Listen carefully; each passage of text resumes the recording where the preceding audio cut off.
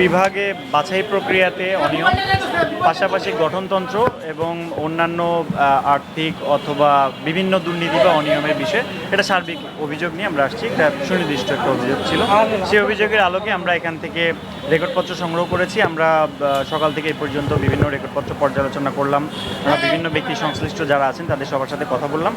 কথা বলে এই আমরা মাত্র অভিযান এখনও আমরা শেষ করতে পারিনি, আমাদের কিছু কাজ এখনও বাকি আছে। আমরা আরও কিছু রেকর্ডপত্র পর্যালোচনা করব, সংগ্রহ করব, কিছু বক্তব্য গ্রহণ করব।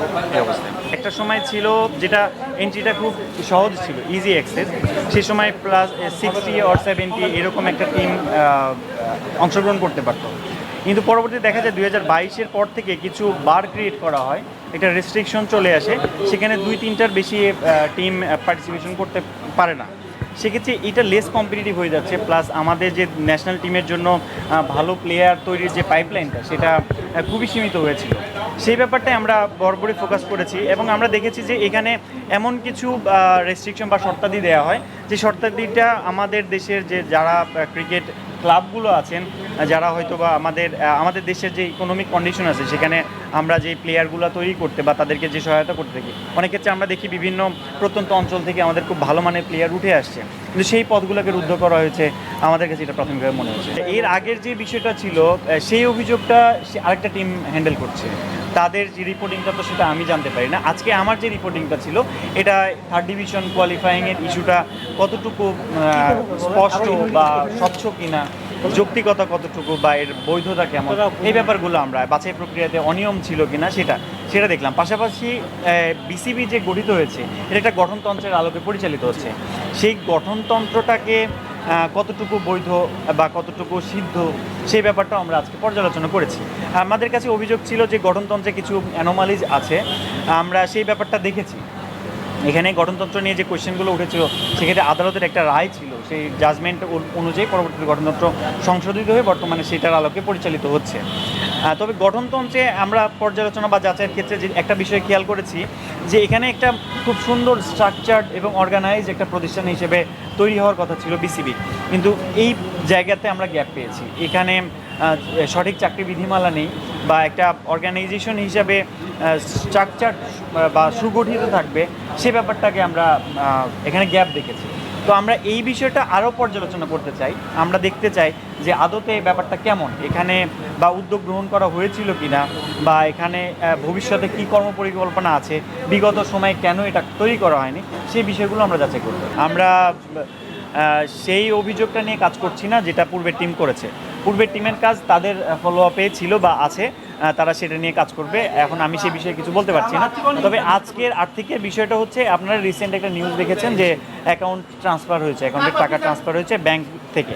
সেই সংক্রান্ত রেকর্ডপত্র আমরা সংগ্রহ করেছি। যতটুকু জানতে পেরেছি তাদের গঠনতন্ত্র অনুযায়ী যেই সিগনেটরিগুলো থাকে তাদের সিগনেচারেই এই ট্রান্সফার করা হয়েছে। তাদের ব্যাখ্যা অনুযায়ী যে এখানে যেই রিস্ক জোন ব্যাংকগুলো ভাগ করা হলো, ক্যাটাগরাইজ করা হলো, সেখানে তারা যেটাকে মনে করেছে অধিক নিরাপদ সেখানেই ট্রান্সফার করেছে। এই বিষয়টা আমাদের কাছে তাদের ব্যাখ্যা ছিল। আমরা এই বিষয়ে রেকর্ডপত্রগুলো আরও সংগ্রহ করেছি এবং আমরা প্রেসিডেন্টের সাথে কথা বলবো। সেই রেকর্ডপত্রগুলো আমরা আরও যাচাই বাছাই করে আমাদের রিপোর্ট দাখিল করব।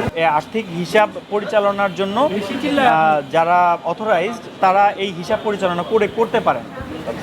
এখন এই সময়টাতে যে কাজটা করা হয়েছে তাদের ব্যাখ্যাটা তো আমরা পেয়েছি। এখন এইটা যাচাই করতে আমাকে রেকর্ডপত্র দেখতে হবে, রেকর্ডপত্রের বাইরে আমি আসলে কথা বলতে পারি না। আমরা রেকর্ডপত্র সংগ্রহ করেছি, যেটা আমরা যাচাই করে আর বলতে পারবো। আর্থিক যে লেনদেনটা সেটা একটা কর্তৃপক্ষ থাকবে, তাদের কনসার্নে থাকবে এবং যথাযথ প্রক্রিয়ায় সেটা ট্রান্সফার করতে হবে। আর্থিক অনিয়মের ব্যাপারটা কখন সংগঠিত হয়ে থাকে, কিভাবে সংগঠিত হয় সেটা যাচাই করতে আমরা রেকর্ডপত্র ছাড়া কিছু বলতে পারি না। এখন প্রতিটা ডকুমেন্ট যেভাবে ট্রান্সফার করেছে তারা অর্থ, সেখানে সিগনেটরি কারা ছিলেন, তাদের গঠনতন্ত্রে আসলে এই দায়িত্বটা বা এই অথরাইজেশনটা কার উপরে বর্তায়, সেই ব্যাপারগুলো আমাকে যাচাই করতে হবে।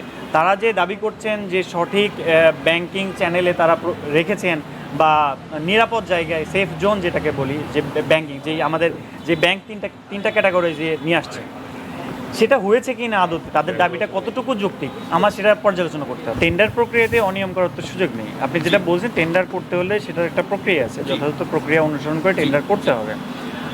আপনি যেই তথ্যটা আমাকে দিচ্ছেন আজকে যদিও এই অভিযোগটা আমাদের না, তা আপনার এই বিষয়টা আমাদের মাথায় থাকবে, আমরা এটা আমাদের কমিশনকে জানাবো এই অভিযোগটার বিষয়।